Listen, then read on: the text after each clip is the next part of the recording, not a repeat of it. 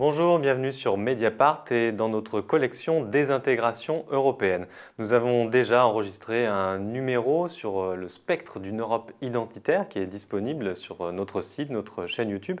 Et pour ce débat, nous vous proposons de plonger dans le bilan de 10 ans de crise de la zone euro avec un intérêt un peu particulier sur le rôle de la Banque centrale européenne, un acteur souvent méconnu de cette histoire. Avec nous pour en parler, Anne-Laure Delatte, bonjour. Bonjour. Vous êtes économiste au CNRS et Clément Fontan, professeur en économie politique à l'UC Louvain en Belgique. Bonjour. Et avec moi pour vous interroger, Romaric Gaudin, qui est journaliste économique à Mediapart. Alors la première question qu'on va poser pour cadrer un peu notre débat, il est à propos de cette fameuse crise de la zone euro. Vous avez rédigé, Anne-Laure Delatte, un chapitre dans l'économie mondiale 2019, qui est récemment paru à la découverte, dans lequel vous avez une phrase très claire, vous dites « c'était une crise de la dette, mais ce n'était pas une crise de la dette publique ». Est-ce que vous pouvez nous expliquer en quelques mots pourquoi ? Ouais, donc en fait, on a décidé de partager la même monnaie et en faisant ça, on a fait un nouveau contrat social. En fait, en réalité, c'était évident qu'il y aurait des effets sur les citoyens. Parce qu'on a décidé à la fois de ne plus pouvoir dévaluer, donc on ne peut plus dévaluer si on perd de la compétitivité. Et on a décidé aussi de mettre ensemble notre politique monétaire. Donc on a renoncé à une autonomie de la politique monétaire, c'est-à-dire que s'il y a un choc aujourd'hui dans la zone euro et que ce choc n'affecte pas de la même façon la France ou l'Espagne, eh bien on n'a qu'un seul instrument, c'est le taux d'intérêt. Alors pourquoi on a fait ça au départ? On s'est dit on a besoin de stabiliser le taux de change, de stabiliser la monnaie. En faisant ça, on achète une espèce de crédibilité, la crédibilité allemande. En réalité, on a adopté tous la même monnaie, c'était le Deutschmark. Alors au départ, ça marche très bien, ça marche même trop bien. En réalité, les taux d'intérêt baissent très fort pour des pays qui empruntaient jusque-là à des niveaux beaucoup plus élevés. La Grèce, l'Espagne, l'Italie, et tout d'un coup on leur donne le Deutschmark. Donc les investisseurs se disent, bon, aujourd'hui, l'Italie, l'Allemagne, c'est aussi sûr, l'Italie et l'Espagne, c'est aussi sûr que l'Allemagne. Qu'est-ce que ça fait? Ça génère de la consommation, ça génère de la dette privée. Et en réalité, c'était un des objectifs, c'était d'attirer des investisseurs pour investir dans des projets qui allaient augmenter la productivité et qui, on l'espérait, seraient remboursés plus tard. Alors qu'est-ce qui se passe? On a une convergence et en réalité, dans les 10 premières années, les salaires en Italie, en Espagne, en Grèce augmentent de façon significative. Donc, on a en réalité une vraie convergence et ça fait du bien. Le problème, c'est que les salaires augmentent et ils augmentent beaucoup plus dans ces pays-là que, donc, disons, on a appelé les pays périphériques ou les pays du Sud, par rapport aux pays du Nord, qui sont l'Allemagne,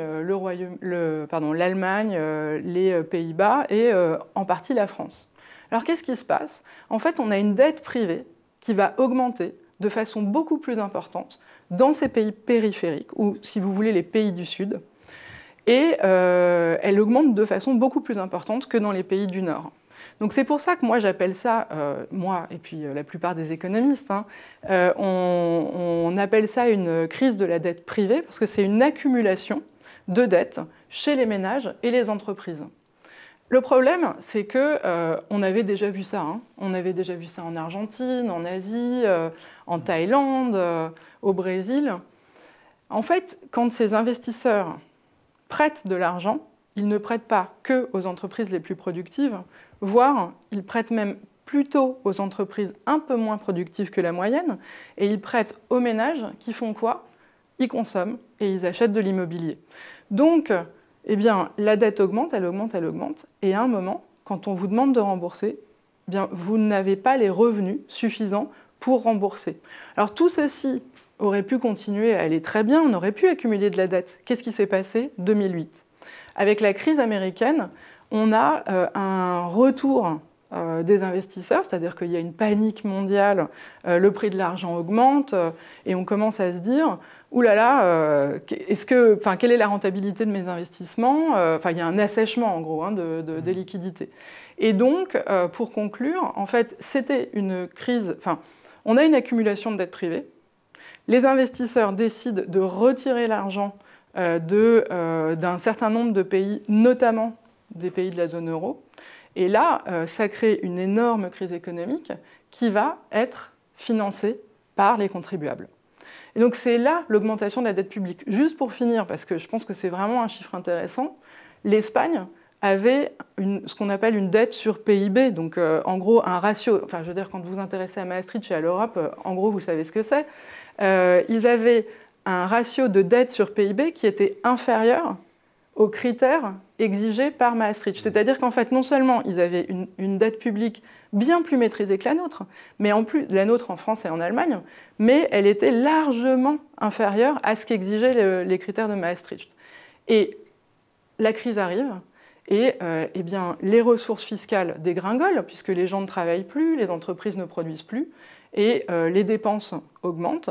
Et voilà, il y a une accumulation de la dette. Et donc la réponse qui a été apportée, ça a été à la fois l'austérité dans plusieurs pays, notamment périphériques, donc la compression des dépenses à la fois privées et publiques, et puis l'intervention de la BCE qui, elle, a acheté de la dette publique à ce moment-là. Et c'est là où on a trouvé ce qu'on pensait être une solution à cette crise de la zone euro. Est-ce que ça a été réellement une solution et est-ce que c'était la seule solution possible et envisageable? Alors, il y a eu austérité, effectivement, mais aussi réforme structurelle.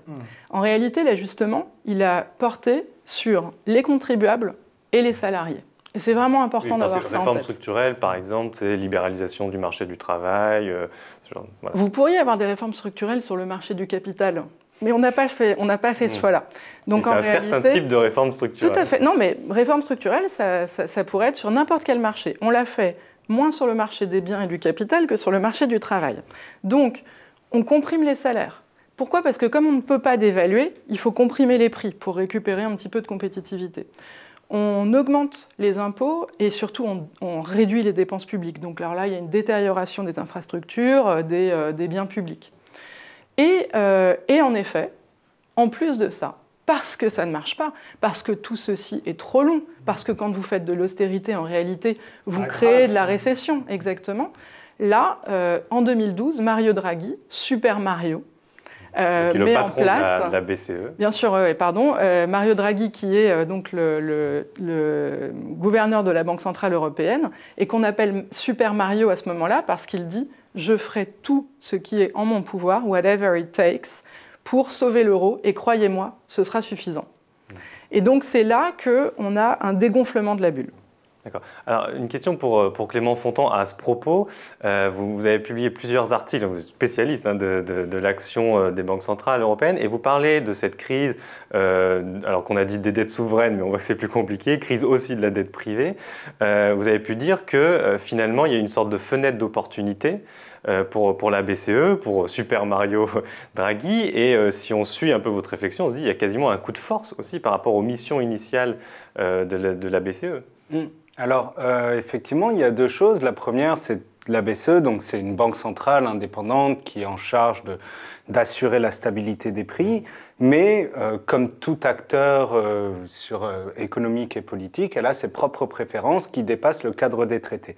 Or, c'est quoi les préférences de la BCE? C'est finalement s'assurer de diffuser la culture de la stabilité des prix dans l'espace, dans la zone monétaire qu'elle dirige. Et qu'est-ce que ça veut dire? Pourquoi? Quel était le danger pour la BCE? C'était que si, disons, il y a une augmentation trop forte des salaires ou si les États se mettent à dépenser plus, ça peut agir sur l'inflation et donc l'inflation s'emballe et ça nuirait à la crédibilité de la BCE. Donc la BCE a toujours essayé de contrôler les autres outils macroéconomiques qui ne font pas partie de son domaine de compétences. Donc depuis sa création, chaque discours de gouverneur de la BCE se conclut par deux paragraphes types. Le premier paragraphe, c'est « il est très important de mettre en œuvre les mesures, les réformes structurelles sur les marchés du travail, effectivement pas sur les marchés bancaires. Et le deuxième paragraphe, c'est il est très important d'assurer la soutenabilité budgétaire. Voilà. Donc ça, c'est un peu le credo de la BCE qu'elle a depuis sa création. Effectivement, quand la crise arrive, la crise est à la fois une fenêtre d'opportunité, mais aussi un risque pour la BCE. Donc un risque, si l'euro disparaît, la Banque centrale européenne disparaît. Une fenêtre d'opportunité parce que son pouvoir va augmenter, et parce que son pouvoir va augmenter, elle va avoir davantage de marge de manœuvre pour imposer la définition des réformes qu'elle cherchait à mettre en œuvre pendant les 10 premières années de la zone euro et qu'elle n'avait pas le pouvoir pour mettre en œuvre. Donc concrètement, qu'est-ce qui se passe quand la déstabilisation des marchés financiers monte en priorité sur l'agenda politique? L'expertise financière de la BCE, c'est-à-dire leur capacité à comprendre les développements sur les marchés, à regarder ce qui se passe sur les écrans dans les salles de réunion de la zone euro, et à la fois leur monopole sur les liquidités, c'est-à-dire qu'ils sont les seuls à pouvoir, en dernier recours, disons, émettre de la monnaie légale, et ben ces deux leviers d'action vont lui permettre de peser plus que d'habitude sur la définition des réformes des politiques économiques. Et donc, effectivement, la BCE va peser très fort à travers ce qu'on appelle la conditionnalité de sa politique monétaire, c'est-à-dire les garanties que les États doivent donner en échange des interventions de la BCE pour stabiliser les dettes souveraines. Et ben, par sa conditionnalité de la politique monétaire, elle va forcer les États à signer des Memorandum of Understanding, c'est-à-dire des contrats de réformes qu'ils doivent mettre en œuvre en échange de l'assistance financière de la BCE et des autres gouvernements. Elle va le faire de manière officielle, donc dans le cadre des Memorandum of Understanding officiels de l'Union européenne, et officieuse en s'adonnant à ce qu'on appelle la diplomatie des lettres. Ça, c'était quand le gouverneur de la BCE envoyait les lettres au gouvernement espagnol et italien à l'été 2011, qui détaillaient les réformes à mettre en œuvre en échange de l'intervention de la BCE.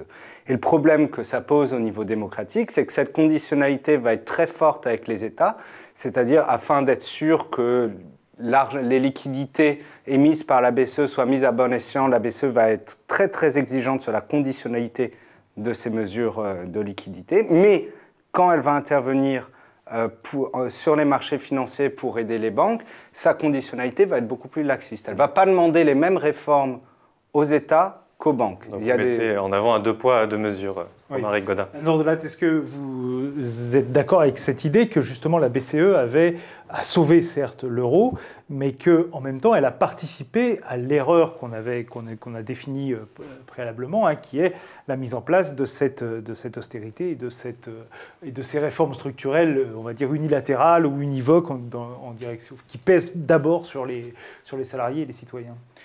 Écoutez, moi, je partage tout à fait le point de vue que la Banque centrale européenne a gagné une influence incroyable pendant cette crise. Mais pourquoi ? Parce qu'il n'y avait rien en face. En fait, il n'y a pas de pouvoir politique en face. On a une somme de gouvernements qui sont absolument incapables de se coordonner entre eux. On appelle ça la négociation intergouvernementale au niveau européen. Ça marche très bien quand on met une politique commerciale en place, par exemple, parce qu'on a tous intérêt à le faire.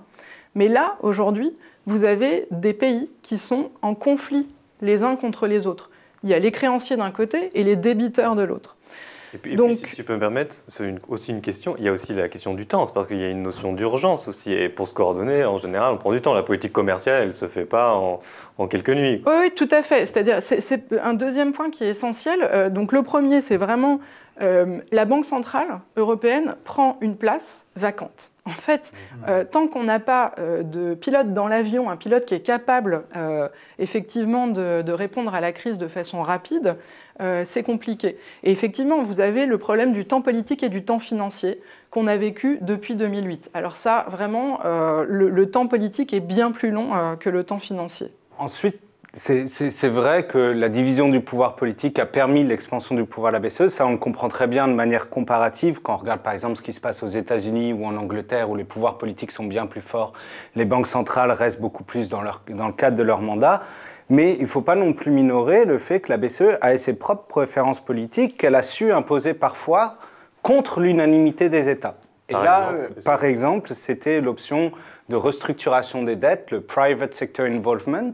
Donc, de manière non technique. De la Grèce c'était de l'Irlande, lors du pacte de Deauville. Mais effectivement, ça se passe après, ça répercute sur la Grèce. Donc, qu'est-ce qui se passe comme il y a une crise, le FMI et d'autres experts financiers cherchent à restructurer la dette pour pouvoir faire en sorte que le remboursement de la dette émise soit possible. Mais cette restructuration de la dette, en fait, elle est opposée farouchement, dès mars 2010, par le directeur de la BCE, qui était à l'époque Jean-Claude Trichet. Pourquoi? Parce que si la dette grecque était restructurée en mars 2010, ça aurait impacté de manière très très forte les grandes banques françaises et allemandes qui détenaient beaucoup de cette dette, et ça aurait pu créer un risque systémique, c'est-à-dire de défiance généralisée des marchés envers toutes les dettes européennes. Oui, parce que restructurer la dette, pour être clair, c'est soit on ne paye pas certains titres, ou alors on les paye sur des maturités beaucoup plus longues. Voilà, aujourd'hui la Grèce est censée rembourser sa dette jusqu'en 2065. Par exemple. Donc ça, c'était cette restructuration. Et donc, en mars 2010, la BCE se positionne très clairement contre ça. Elle est soutenue notamment par la France du fait de l'exposition de ses propres banques. Mais en novembre 2010, quelque chose change. Il y a ce qu'on appelle l'accord de Deauville, le fameux couple Merkozy qui apparaît, où il y a un compromis français-allemand, où on va mettre en place des réformes de mesures fiscales, donc des règles fiscales beaucoup plus strictes en Europe. Et en échange, les Français aussi acceptent l'idée de restructuration de la dette. Donc c'est une option qui est posée sur la table. Et finalement, tous les pays européens vont converger. Il y a un accord entre tous les pays européens à l'été 2011 d'aboutir à des options de restructuration de la dette afin que le renflouement des banques ou des États ne pèse pas entièrement sur les épaules du contribuable, mais implique aussi les investisseurs financiers. La BCE a toujours été contre cette option, parce que ça faisait perdre la confiance des marchés et ça pouvait fragiliser les banques européennes, mais les dirigeants étatiques disaient « oui, mais on doit aussi penser à nos électeurs, vous écoutez peut-être un peu trop les marchés ». Et au final, en mai 2012, un accord est conclu entre la BCE et les États où il y aura une restructuration de la dette, mais elle se fera qu'une fois sur la Grèce, et les titres achetés par la BCE ne seront pas concernés par cette restructuration. Donc ça, c'est la BCE qui force toutes ces concessions des gouvernements. Pourquoi? Parce qu'elle détient l'arme atomique de la conditionnalité. C'est-à-dire, la BCE a clairement dit que si vous optez pour l'option de restructuration des dettes, nous n'acceptons plus vos dettes comme contrepartie de notre politique monétaire, ce qui correspond à finalement un écroulement quasiment immédiat de la valeur de la dette. Donc ils ont su utiliser cette arme monétaire parfois pour aller contre l'unanimité des États quand il le fallait. Donc c'est vrai que la division du pouvoir politique, ça a permis l'expansion de son influence, mais même quand le pouvoir politique est unifié, la BCE sait imposer ses propres préférences sur les préférences des États. Si je peux juste rebondir là-dessus, moi je suis d'accord avec votre analyse. Après, il y a une vraie justification à ça, hein. C'est-à-dire oui, que c'est moins la Banque Centrale Européenne que la place des marchés financiers dans l'ensemble, hein, dans le monde. En fait, quand on refuse le PSI, Private Sector Involvement, en réalité, c'est parce que, enfin, pas moi, hein, la Banque Centrale Européenne, c'est quasiment comparable à ce qui s'est passé avec Lehman Brothers. C'est-à-dire que le raisonnement, c'est de se dire, là, si on implique les marchés, mais c'est qui les marchés? C'est des épargnants quand même, hein, derrière. C'est nous, hein. Il n'y a pas contribuables, les marchés financiers, c'est pas si simple que ça. En tout cas, si on implique les épargnants, il va avoir des effets à retardement très rapides sur les banques privées. Et donc le problème, c'est que derrière les banques privées, il y a aussi des déposants. Donc tout ça, je veux dire, c'est pas... il y a une espèce de cohérence, mais cette cohérence, en fait, elle est liée à la place des marchés financiers dans nos économies et au fait que au marché, d'un côté, parce que c'est eux qui vont donner le prix de l'argent, le prix de la dette, et aussi aux banques, parce que c'est des acteurs systémiques, c'est-à-dire que sans les banques, en fait, l'économie ne fonctionne pas. On l'a vu notamment avec la crise à Chypre, où là, les déposants étaient relativement bien identifiés, c'était des oligarques russes pour la plupart, et où, pour le coup, là, on a fait une restructuration assez rapidement du secteur bancaire chypriote pour régler la crise de la dette. C'était beaucoup plus facile, il y avait une identification, disons, de ceux qui allaient payer par rapport à ce qui pouvait être le cas en 2010 ou en 2012 avec la Grèce ou les autres pays.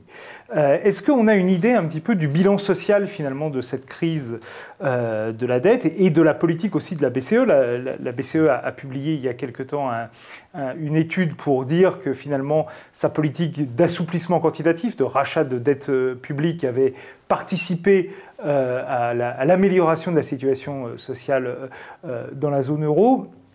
Est-ce que cette politique a été en mesure finalement de compenser les effets négatifs qu'on a identifiés de l'austérité et des réformes structurelles, ou est-ce que finalement ça n'a pas été le cas et aujourd'hui on a quand même une structure sociale qui est fragile encore en zone euro? Clément Fontan pour commencer. Oui, alors le bilan il est mitigé, donc d'un côté il n'y a pas eu d'effondrement du système bancaire européen, il n'y a pas eu de Lehman Brothers européen, ça aurait pu être bien pire.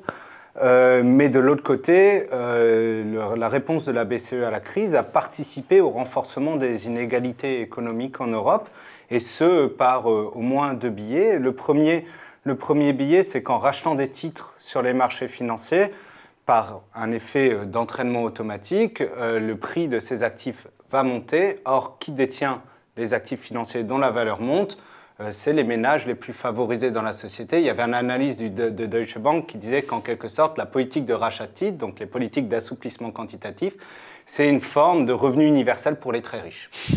Donc, au-delà de la formule, donc c'est ce qu'on appelle un effet de création de richesse sur les marchés, et c'est les ménages les plus fortunés qui en bénéficient le plus. Donc la BCE a un contre-argumentaire par rapport à ça, elle dit, oui, bon, certes, il y a des effets distributifs directs de la politique monétaire qui sont inégalitaires, mais il y a des effets distributifs indirects, car en faisant la politique de rachat de titres, on soutient l'activité économique, en soutenant l'activité économique, on soutient l'emploi, et c'est en soutenant l'emploi qu'on participe à la réduction des inégalités. Alors il y a 2 problèmes principaux dans cette argumentation. Le premier, c'est que le lien causal entre l'émission de liquidités et l'augmentation de valeur des titres financiers est très direct et très court, ça on arrive à peu près à voir comment ça marche.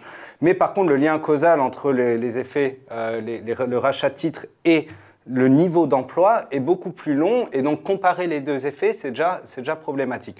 Le deuxième problème avec ça, c'est que la politique d'assouplissement quantitatif a aussi ce qu'on appelle un effet de substitution. C'est-à-dire que si la politique d'assouplissement quantitatif n'avait pas existé, alors peut-être que les États européens auraient dû trouver au final une solution, et aussi peut-être que ça a pris la place d'autres alternatives monétaires qui auraient pu avoir le même effet sur l'emploi sans créer autant d'inégalités. Voilà. En premier, quoi. Et le problème, alors on n'est pas sûr, on pense que ces instruments peuvent exister, on en parlera peut-être après, mais le problème c'est que la BCE n'y a pas pensé en fait. Ça n'a pas fait partie, ce n'était pas sur son radar intellectuel en quelque sorte, et là où c'est problématique, c'est que depuis 2012, la Banque d'Angleterre a publié un rapport qui disait très clairement que la politique d'assouplissement quantitatif avait des effets distributifs, donc ça enrichit les riches, et il y a aussi un effet intergénérationnel. Donc, c'est-à-dire que les politiques d'assouplissement quantitatif font monter la hausse des valeurs immobilières, et donc ça rend encore plus difficile l'accès aux jeunes, l'accès pour la propriété aux jeunes. Voilà. Et donc ça, elle le savait depuis 2012, mais quand elle a designé son propre outil monétaire en 2015, finalement, les implications distributives étaient complètement absentes. Pourquoi? Tout simplement parce que la BCE n'a pas la légitimité politique pour penser aux effets distributifs, en quelque sorte. Et ça, c'est dramatique. Alors, sur le bilan social, bon, il est catastrophique, dans le sens où... je pense, moi, ce que je comprends, c'est que l'effet de l'austérité et des réformes structurelles a été bien plus important. C'est-à-dire que, effectivement, même la BCE reconnaît qu'il y a des effets redistributifs dans sa politique monétaire. Elle est liée à 2 effets qui se compensent, mais qui ne sont pas complètement compensés. En fait, la baisse des taux d'intérêt a quand même plutôt bénéficié aux propriétaires. Et en réalité, en Europe, il y a une grande partie de la société qui est propriétaire, pas que les très riches. Mais effectivement, l'augmentation du prix des actions, avec cette abondance de liquidités, a complètement bénéficié aux riches. Bon, ça, certes. Mais en réalité, vraiment, l'effet redistributif absolument catastrophique, c'est les politiques d'austérité et les politiques structurelles sur l'emploi. Et qui sont sciemment, si vous voulez, c'est fait sciemment parce que comme on n'a pas l'outil de taux de change, on ne peut pas dévaluer overnight, c'est-à-dire dans la nuit. On ne peut pas résoudre nos problèmes de compétitivité comme ça. C'est d'ailleurs une des raisons pour lesquelles on a mis en place l'euro. On en avait marre des gouvernements qui changeaient leur valeur de taux de change comme ça. Mais qu'est-ce que ça fait? Ça met de nouveau la pression sur le marché du travail, sur les prix en réalité. Et quels sont les déterminants des prix dans une économie? C'est nos salaires. Si les salaires baissent, les prix baissent. Donc voilà, ça c'est pour moi le bilan, il est là. Maintenant, pour rebondir sur la Banque Centrale Européenne, qui est-ce qui était complètement opposé à une intervention de la Banque Centrale Européenne? C'était les Allemands. Les Allemands ont abondé, il y a énormément d'articles juste avant 2012, entre 2011 et 2012, sur « il ne faut pas que la Banque centrale intervienne, il faut qu'on se coordonne entre nous ».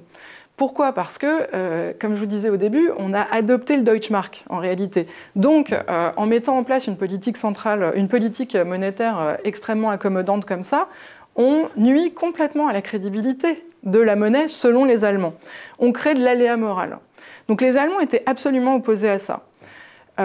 Du coup, il y avait effectivement un conflit.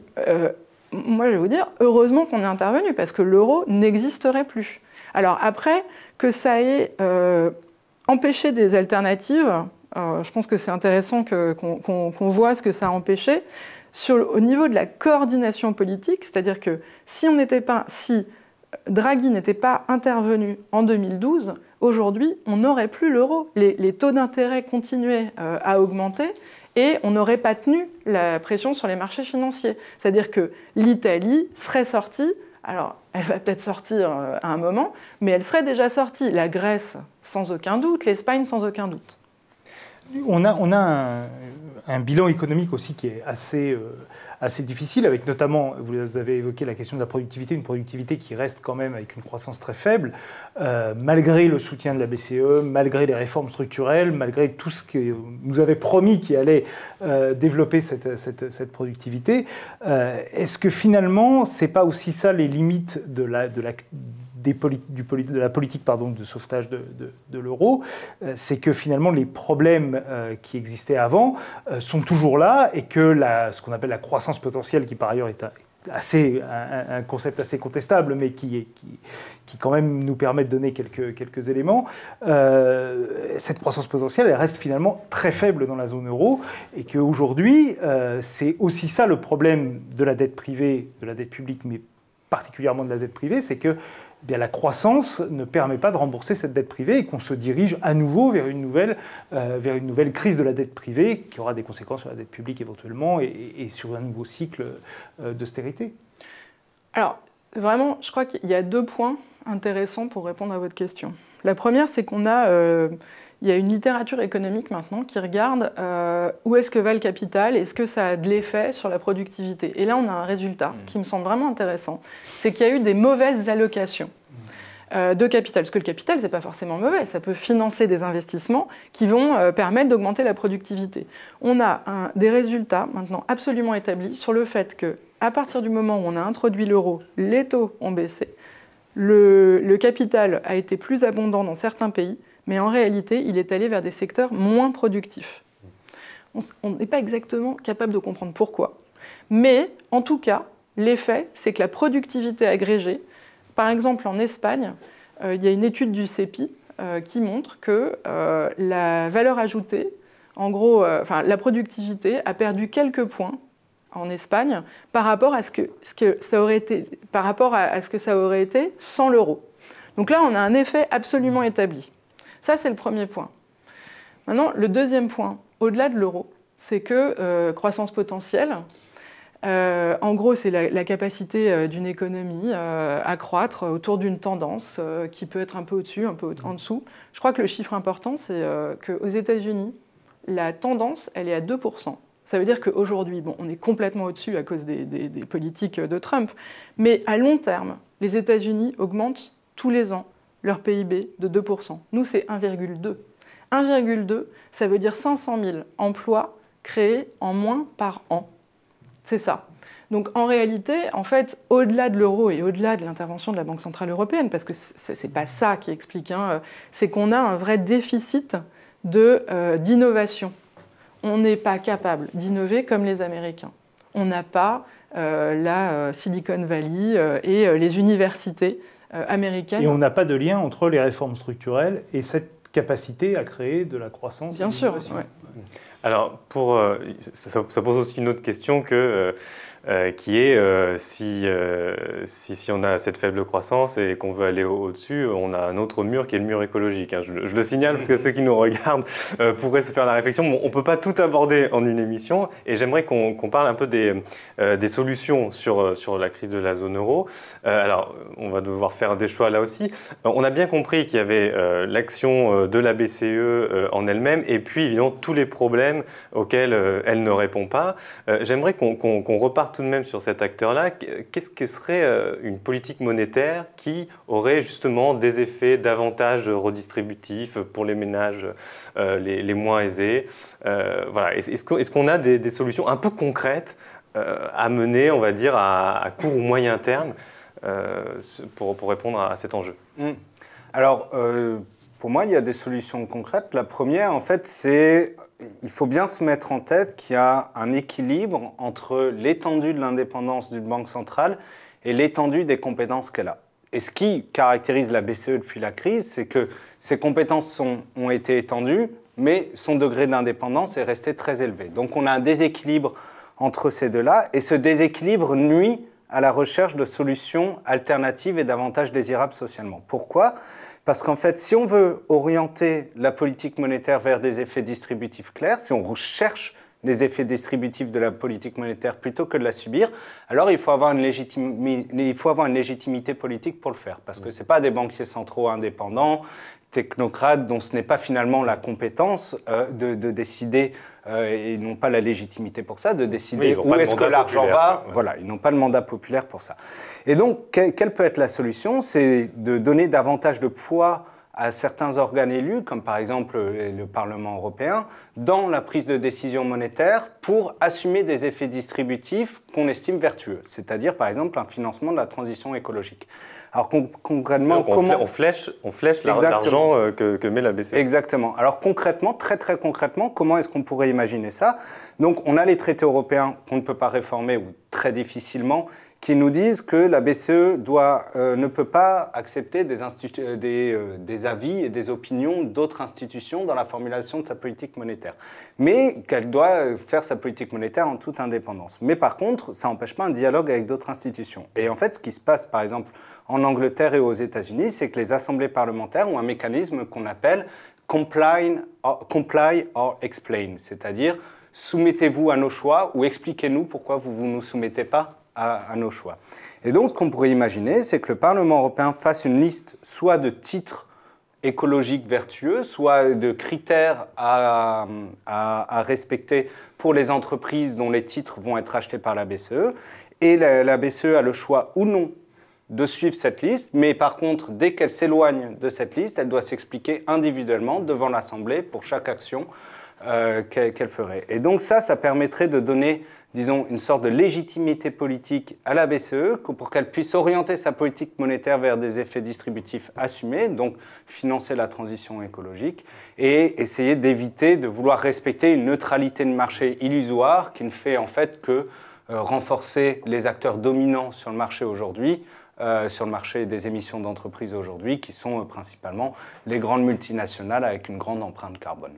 Finalement, on voit bien qu'il y a un déficit, qui est un déficit politique et démocratique dans la construction aujourd'hui de la zone euro. Et pour faire face finalement au défi de la transition écologique, tout le monde dit finalement le bon niveau pour gérer cette transition, c'est au minimum l'Europe, sinon au niveau mondial, mais au moins au minimum l'Europe. Mais finalement, on voit qu'on n'a pas les outils aujourd'hui pour gérer cette transition et les dépenses qu'implique cette transition et la croissance qu'implique aussi cette transition au niveau européen. Donc c'est aussi sur ces questions-là qu'il faut aussi réfléchir aujourd'hui.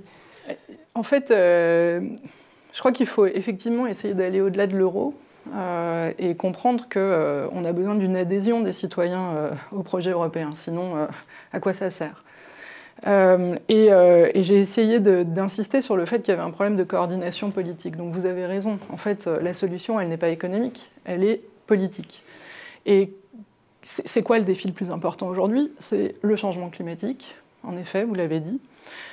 C'est la crise migratoire, et on a une réponse absolument catastrophique sur cette crise. C'est l'augmentation des inégalités, et c'est effectivement cette moindre capacité qu'a l'Europe à croître et à faire de la croissance verte, parce que ça, c'est possible. Donc, à partir du moment où on a fait ce diagnostic-là, on pense, il y a des propositions en fait qui circulent depuis pas mal de temps, depuis 2014 et après 2016, Thomas Piketty et d'autres auteurs ont proposé de réformer la gouvernance européenne. Et vous parliez du Parlement européen, et effectivement, le Parlement européen doit avoir plus de place. Et dans ces propositions de Piketty et auteurs, on met en évidence que ce serait intéressant d'avoir un deuxième Parlement, un vrai système bicaméral. À l'échelle de la zone euro. À l'échelle de l'Union européenne. De l'Union européenne, oui. Pourquoi? Parce que, pour conclure, je pense qu'il faut effectivement il faut refaire rêver les citoyens. Enfin, il faut de l'adhésion.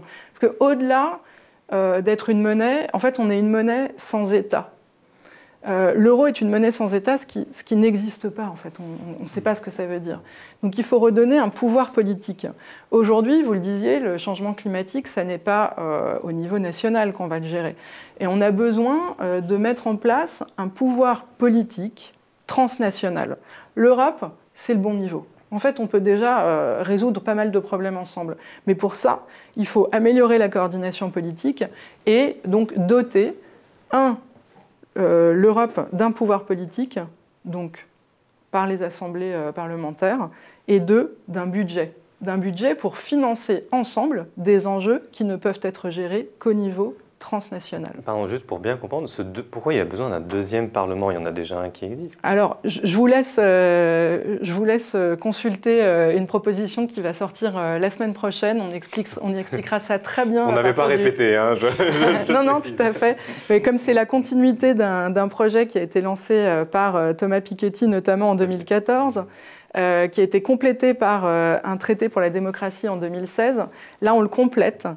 Cette fois-ci avec un budget commun et une construction. Enfin voilà, on explique tout ça. Donc si vous avez un petit peu de patience, à partir du 11 décembre, tout ceci va être sur Internet et sur les ondes un peu partout. D'accord. Clément Fontan, vous voulez réagir? Ce sera peut-être la dernière intervention. Juste au-delà des outils institutionnels qui effectivement restent à développer, bon, une légitimité politique, le problème c'est que ça ne se construit pas si facilement, c'est quelque chose qui se construit dans le temps, donc l'adhésion populaire au projet européen, elle risque de mettre du temps à se construire et à se solidifier. Donc effectivement, la première chose à faire, c'est d'arrêter l'isolement de la prise de décision des logiques démocratiques et des logiques citoyennes. Et la deuxième chose à faire, et qui à mon avis est relativement importante, c'est aussi décloisonner les dirigeants de la BCE, mais aussi des autres institutions européennes, notamment dans le cas de la BCE, en l'extrayant en fait de sa relation quasiment exclusive avec les cercles financiers. Donc on a un phénomène de porte tournante entre le directoire de la BCE et les banques privées qui est beaucoup trop important. Pareil, la BCE consulte les acteurs sociaux, consulte les acteurs financiers et les banques, et c'est important qu'elle continue à le faire pour faire en sorte que sa politique soit entendue et transmise sur les marchés, mais elle le fait trop. Et elle doit aussi s'assurer de consulter les autres parties prenantes de la politique monétaire, qui sont finalement nous toutes et nous tous. Et ça, il y a encore un vrai déficit par rapport à ça. Et dans la même lignée, il y a aussi un problème de représentativité et de diversité intellectuelle au sein du directoire de la BCE. Il n'y a qu'un type de forme où, disons, il y a un set de pensée économique admise qui est vraiment extrêmement restreint. Donc on a besoin de plus de diversité intellectuelle, mais aussi genrée et raciale au sein du directoire de la BCE. Voilà. Alors, on terminera sur cette interpellation. Je vous remercie tous les deux d'avoir répondu à nos questions. Je remercie Romaric Gaudin aussi pour m'avoir accompagné dans cette émission. Vous pouvez regarder donc cette vidéo sur YouTube, sur notre site, et puis tout le reste de nos vidéos, de nos différentes collections. Merci à vous.